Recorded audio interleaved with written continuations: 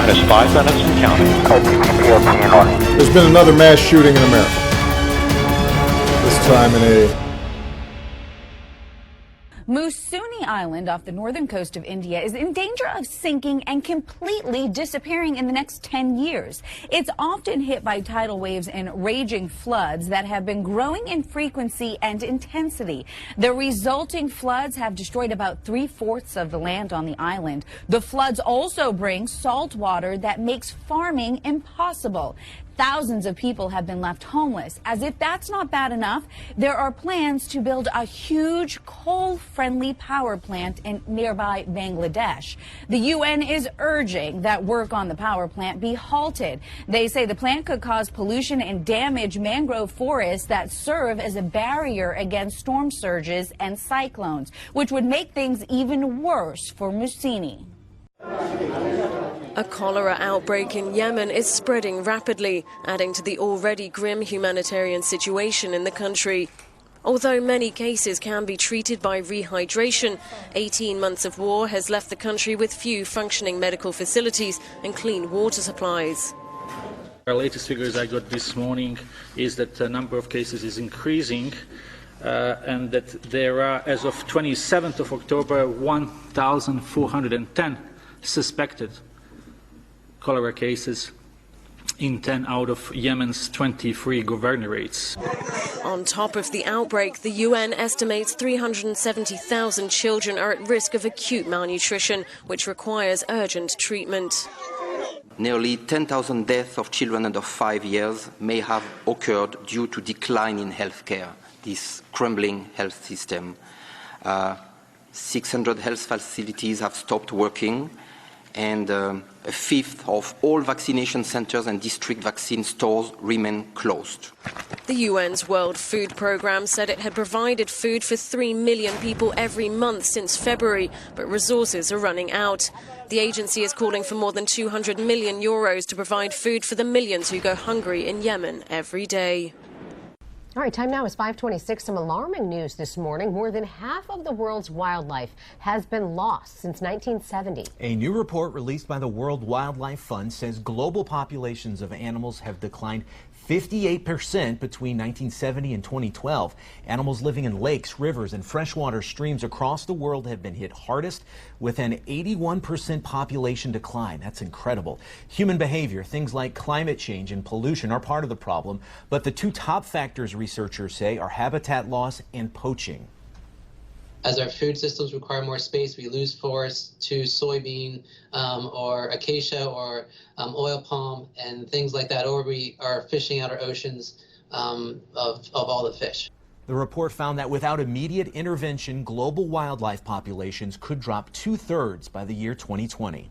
The Virginia transgender bathroom rights case is now officially going to be debated by the Supreme Court. The case revolves around how school board members in Virginia do not want to allow a transgender teenager to use the bathroom he identifies with, but rather the bathroom of his assigned birth. Sharon Minter, the legal director of the National Center for Lesbian Rights, stated, "Obviously, for transgender people, the stakes of this case are incredibly high. Whatever the court rules in Grimm may ensure that transgender people are accepted and included as equal members of our society, or it may relegate them to outsiders for decades to come." The jungle camp has been cleared of refugees, but if you take a ride on the metro in Paris, you can see what's rising in its place. The tents around Stalingrad Square in the northeast of the capital are spreading so rapidly the camp now has 3 separate suburbs: Sudanese, Eritrean, and Afghan. The police have tried to destroy this camp more than 20 times, but it still keeps growing. And the word is that the refugees from Calais are on their way here. A Christian charity has taken over responsibility for feeding them. With the cold winter nights closing in, survival on the streets will be impossible without hot food. We think that because of the dismantling of the jungle camp, in the last 3 days we have many more people. As you can see, there are many more tents. Families with babies and young children are living on the pavements here. Many of them have escaped from Darfur. All of them have harrowing personal stories. I spoke to a young business graduate from Sudan. He reached Italy after being rescued in the Mediterranean, adrift for 5 days. He didn't want to show his face. I am one of the victims of the war. I have suffered the war. My family suffered the war, is still suffering the war. You know, my family is scattered. These refugees know they might be scattered by the French police at any time. They know that more desperate families might soon join them. They're dreaming of a future, a home, some form of security. Many still want to reach Britain. It's a hope they're holding on to. David Chater, Al Jazeera, Paris. Campaign signs being destroyed and stolen across southwest Florida. In Cape Coral, we've seen Trump signs spray painted with swastikas. One guy even recorded himself running over a Trump sign. In Collier County, a Trump sign torn down and stuffed in a mailbox. You see deputies here dusting it for fingerprints. And today in Charlotte County, a woman says her signs disappeared after someone actually knocked on her door and called her out for supporting Hillary Clinton. And I was totally appalled. I would never have the guts to go up to somebody else's privacy of somebody else's home and accost them in that way. Another woman says she had 5 signs stolen, so she put up this handmade one announcing the thefts to everyone. Today, NBC2's Tim Ronca looks at the signs disappearing in Charlotte County. Terry DeSimone can't leave her Hillary Clinton signs up anymore, bringing them in each night. It just kind of bothers me that people have the nerve to come right up in your yard and steal something off your property. She's not alone. At least 2 other neighbors in Rotunda keep having to replace their signs as well. Is this what people are wanting to do now? Is this what America's all about? Marianne DJ even had someone come to her door and say, "Why are you voting for that?" And she pointed to my sign. And I was totally appalled. The thefts have become so bad that one of the victims actually put up this sign on their property saying that 5 signs have been stolen, but that she still will support Hillary Clinton. One of the victims reached out to the Northport Democrats for help, who say the thefts can be frustrating. My wife actually brought her another sign the next morning. That's been stolen. It gets expensive after a while, on top of the frustration. The Charlotte County Sheriff's Office is now looking into this. But in the meantime, neighbors say they'll still show their support. But I still feel that I have the right to put out my beliefs in front of my home. In Charlotte County, Tim Ronca, NBC2. Damaged and stolen campaign signs are not just a problem here in southwest Florida. Take a look at this video from Wisconsin. Home surveillance catching a guy, yep, he's in his underwear, taking a blowtorch to a Trump sign. And then you see 2 people walk up to him, see what he's doing, and then they actually give him a fist pump. An Oregon man named Brian Trump is being harassed for having his license plate. He says most people think he's making a political statement. He's had the plates for about 9 years, though, and never had a problem until recently. He says people yell at him, honk, even tailgate. They started screaming obscenities at me and then swerving their vehicle into my lane, trying to run me off the road. Just really want people to treat each other a little bit nicer, and that's not someone's fault for having the last name.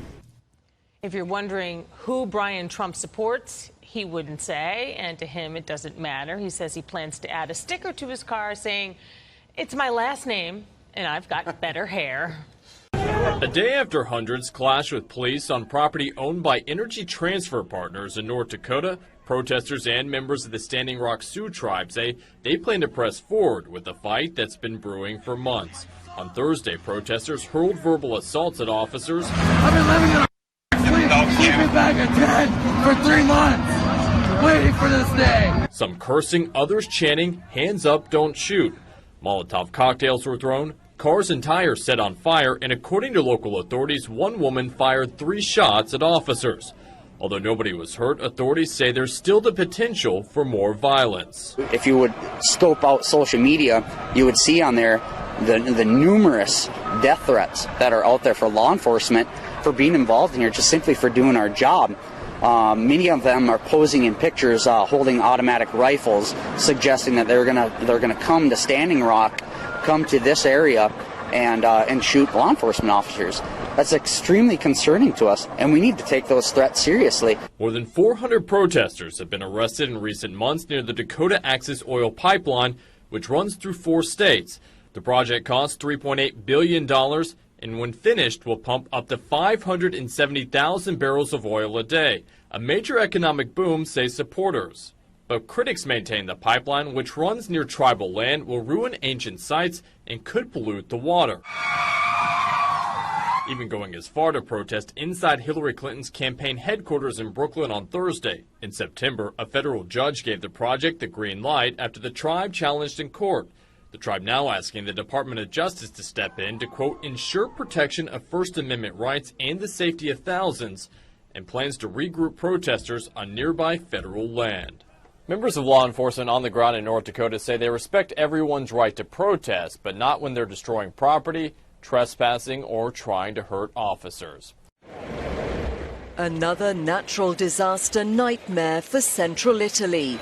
Just 2 months after an earthquake claimed nearly 300 lives, new tremors nearby have caused utter devastation.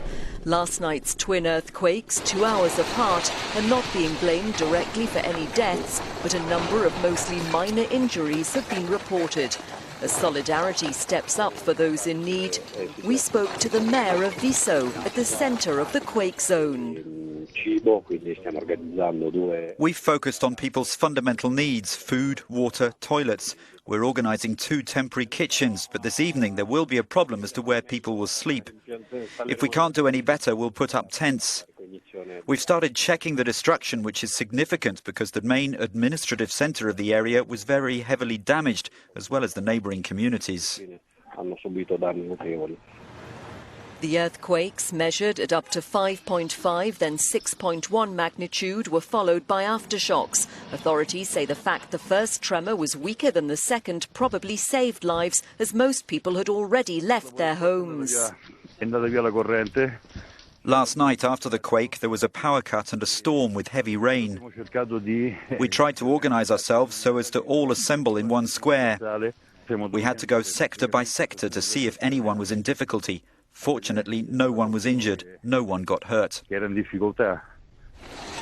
Hundreds of years of history were destroyed with the fall of the ancient San Salvatore Church, another loss for this rural area so sorely tested in recent weeks. Islamic State militants retreated from Kayara near Mosul in August. They set fire to the oil wells. Since then, the smoke has hung over the northern Iraqi town, turning everything black, including the sheep. Efforts to put out the fires have failed, and Islamic State have continuously shelled the area. According to the Pentagon, a Russian fighter jet and a U.S. military plane flew dangerously close to each other while flying over Syria earlier this month. U.S. Air Force Lieutenant General Jeffrey Harrigan, commander of U.S. air operations across the Middle East, characterized the incident as a near miss. Both planes were flying at hundreds of miles an hour with their lights off on the night of October 17th. The U.S. military plane came within less than half a mile of the Russian jet. According to the U.S. military officials, it was close enough to be in the jet wash of the Russian plane.